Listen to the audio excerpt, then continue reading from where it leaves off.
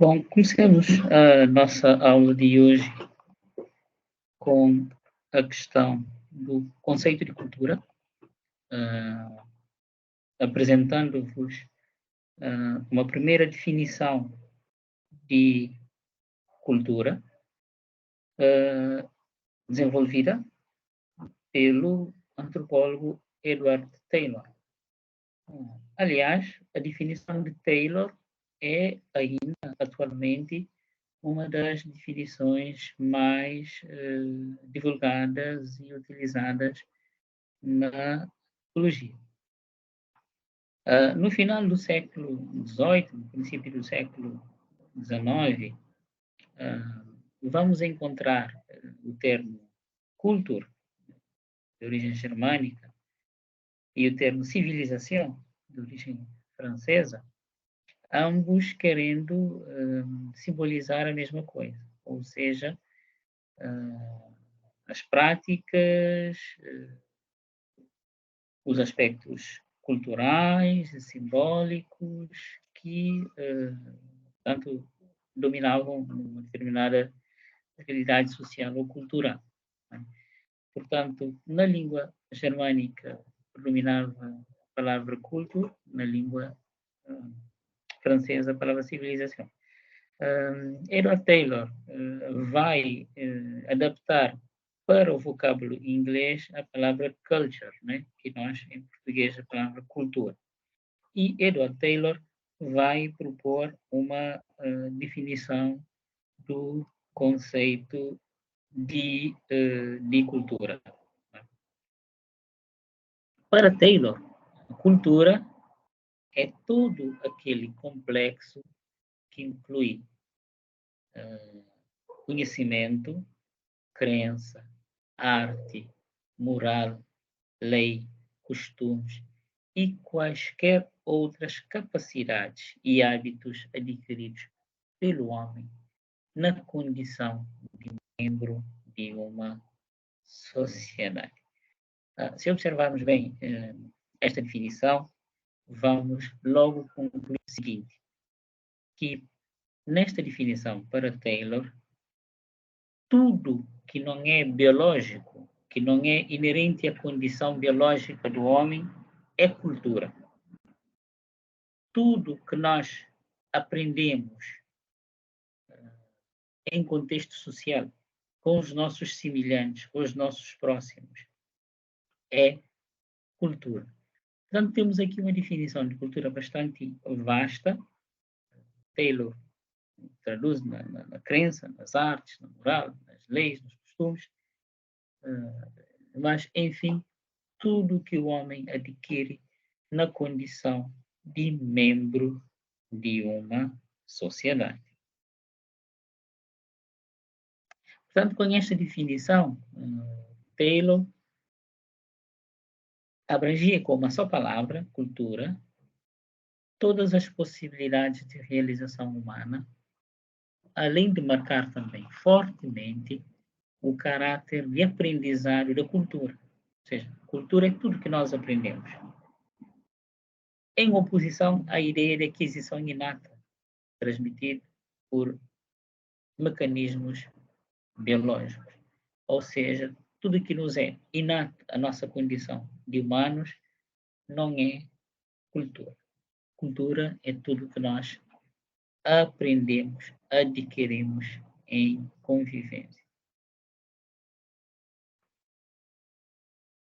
Portanto, a cultura, mais do que uma herança genética, determina o comportamento do homem e justifica as suas realizações. O homem age de acordo com os seus padrões culturais. O homem age de acordo com os seus contextos. Não é? Os seus instintos foram parcialmente anulados ao longo do processo evolutivo, a ponto de os aspectos culturais predominar. E este é um elemento que diferencia o homem dos demais animais. A cultura é o meio de adaptação aos diferentes ambientes ecológicos que o homem enfrenta e enfrentou ao longo da sua evolução. O homem, em vez de mudar o seu aparato biológico, não tendo essa possibilidade, o homem modifica o ambiente, modifica o seu equipamento superorgânico em função das adaptações ambientais, ecológicas que tiver que fazer. Portanto, o homem, encontramos habitações ou assentamentos humanos em regiões muito frias, em regiões muito quentes, em regiões altas, em regiões abaixo do nível da água do mar. Quer dizer, há uma diversidade de ocupação humana que advém do quê? Sua capacidade de construir todo um aparato tecnológico que o ajuda a se ajustar a estas circunstâncias. Não é? Em decorrência da afirmação anterior, o homem foi capaz de romper as barreiras das diferenças ambientais e transformar a Terra em seu habitat. Adquirindo cultura, o homem passou a depender muito mais do que aprende, do aprendizado, da cultura, do que a agir através de atitudes geneticamente determinadas. Aliás, como também era do conhecimento da humanidade, desde o iluminismo, que se aceita que é o processo de aprendizado que determina a condição de ser humano. Taylor procurou assim demonstrar que a cultura, no âmbito científico, pode ser objeto de estudo sistemático, né? Pois a cultura é um fenômeno natural que possui causas e irregularidades, permitindo um estudo objetivo, uma análise capaz de proporcionar a formulação de leis sobre o processo cultural e a sua evolução. Portanto, Taylor, estamos a falar dos primeiros antropólogos que nos propõem aqui, por via da constituição de uma ciência, que é a antropologia, que estava emergente na altura, o estudo científico sistemático da cultura.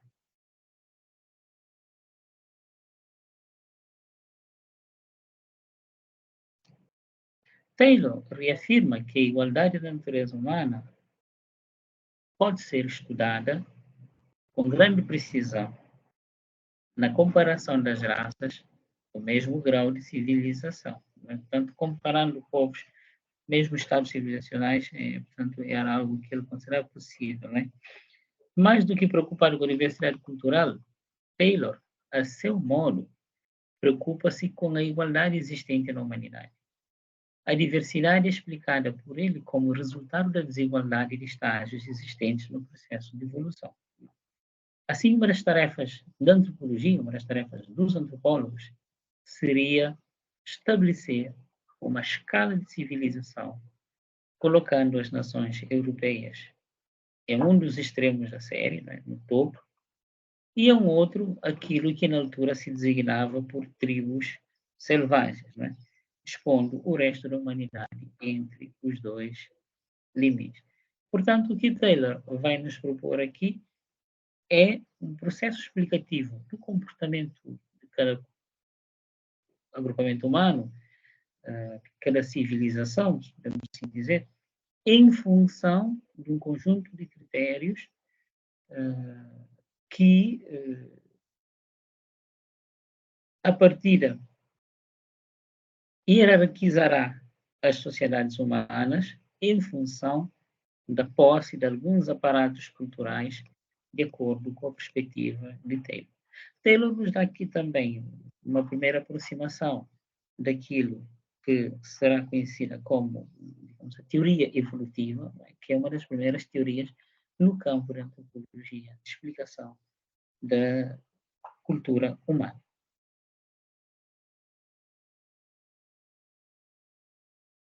Neste caso, se nos basearmos na perspectiva de Taylor, por exemplo, a família real britânica fazia parte de um contexto social mais sofisticado, não é? Hierarquicamente à frente, enquanto que práticas culturais, estruturas familiares, como a dos aborígenes australianos, isso aqui trago são meros exemplos, estariam no extremo oposto daquilo que seria a escala evolutiva da cultura dos povos. A teoria evolutiva, sendo uma das primeiras teorias antropológicas de explicação da cultura, teremos aqui a destacar esses três nomes, Lewis Morgan, Edward Taylor e James Fraser, são, digamos assim, as principais referências da teoria evolutiva que surge finais do século XVIII, inícios do século, perdura até inícios do século XIX.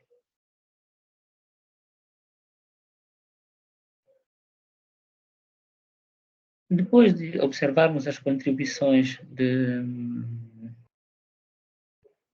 Taylor, vejamos agora Morgan, que é também um outro importante antropólogo evolutivo, pelas suas contribuições. Para Morgan, o primeiro estágio da evolução da sociedade foi a promiscuidade sexual.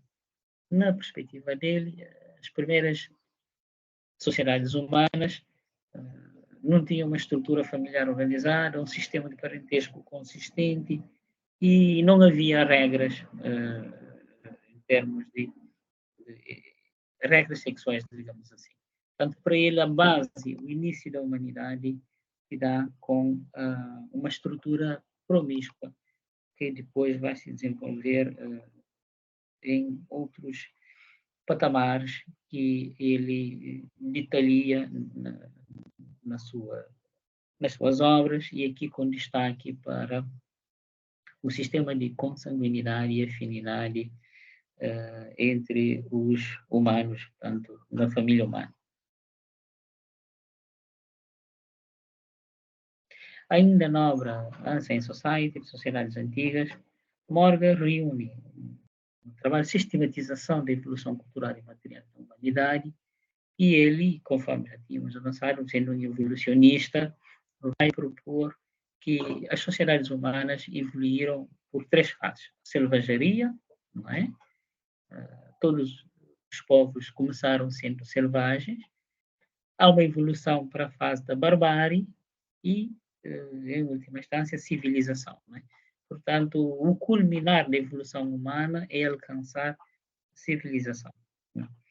O impacto dos trabalhos de Morgan foi enorme no seu tempo, por isso, transformando-se num dos clássicos da antropologia. E vejamos aqui um extrato da obra de Morgan.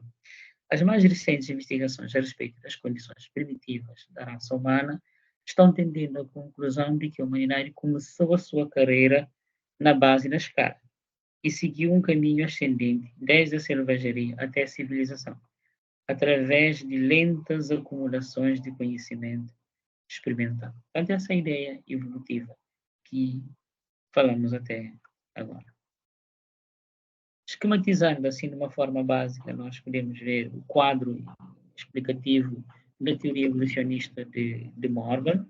Ele subdivide os três estágios ainda em subestágios, mas, por exemplo, a primeira selvageria começa com a infância da humanidade, mas o que ele caracteriza como povo selvagem?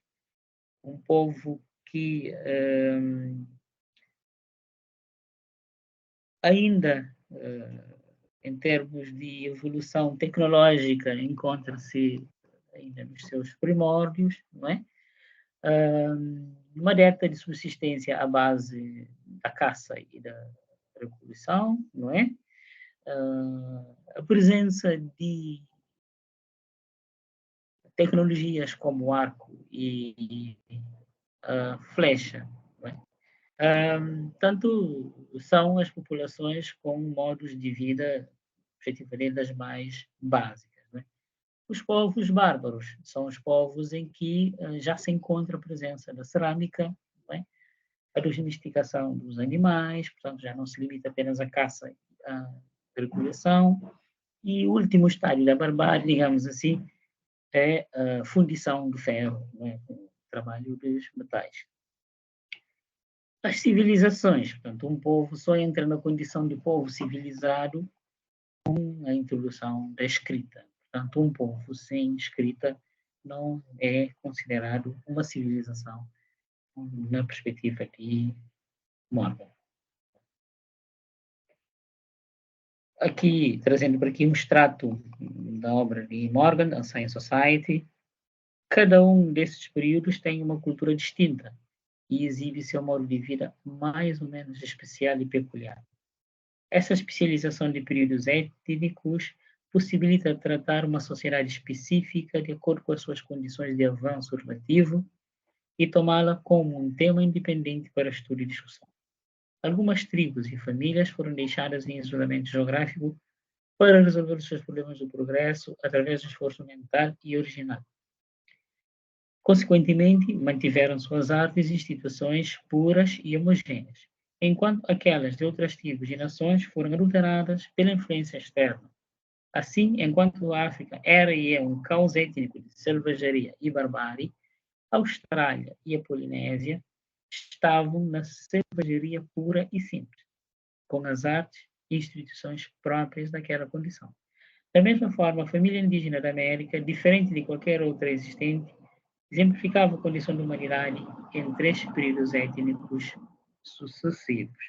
Bom, observando aqui o texto de Morgan, portanto, é algo que reforça o quadro que apresentamos anteriormente, né? Para ele, as sociedades europeias estavam no topo, né? De tudo que fosse modos, costumes, práticas, tecnologias. E os outros povos estariam em estágios inferiores em função do grau de isolamento ou não. Portanto, para Morgan, as sociedades aparentemente isoladas tiveram menos evolução, ou seja, mantiveram intactas as suas estruturas sociais e culturais. Terminamos assim a análise de Morgan. Passamos agora a Fraser, que era também um evolucionista. Fraser foi o último dos grandes evolucionistas, nós já vimos aqui Taylor e Morgan. E Fraser desenvolveu uma teoria evolucionista tendo a religião como ponto de referência. Nós observamos Morgan se suporta sobretudo a cultura material. Não é? Já Taylor vai pagar da religião para desenvolver uma análise relativamente ao processo evolutivo das sociedades humanas. Portanto, Fraser foi o último dos grandes evolucionistas que se dedicaram à pesquisa sobre a origem e o desenvolvimento da religião, desenvolveu ao máximo o método comparativo, servindo-se da erudição clássica, literária e etnográfica. Fraser foi, sobretudo, um pesquisador de biblioteca, de gabinete. Não é? Fraser passa em revista uma vastíssima série de factos, passando pela mitologia clássica e pelas fontes etnográficas. Portanto, com base no trabalho de gabinete, trabalho de pesquisa bibliográfica de Fraser, ele vai formular a sua teoria. E ele vai indicar o seguinte: as sociedades humanas vão passar por 3 fases. Primeiro, a fase da magia, como a primeira evolução da religião, seguindo a fase da religião e depois a fase da ciência. Portanto, o culminar de uma sociedade é a evolução científica. Portanto, para ele, a primeira fase é a magia, não é? As sociedades mais ditas primitivas, entre aspas, estavam, do ponto de vista religioso, na magia. Todas as práticas religiosas neste período, ele as concentra no conceito de magia, evolui-se para a religião, que é, provavelmente o monoteísmo, né? As religiões monoteístas, seguindo depois para a ciência. Portanto, o culminar de uma sociedade evoluída, é a sociedade em que o motor da vida social é o conhecimento científico, é o progresso científico e não a religião. Portanto, assim concluímos o estudo dos evolucionistas e também começamos a aula de hoje analisando o conceito de cultura.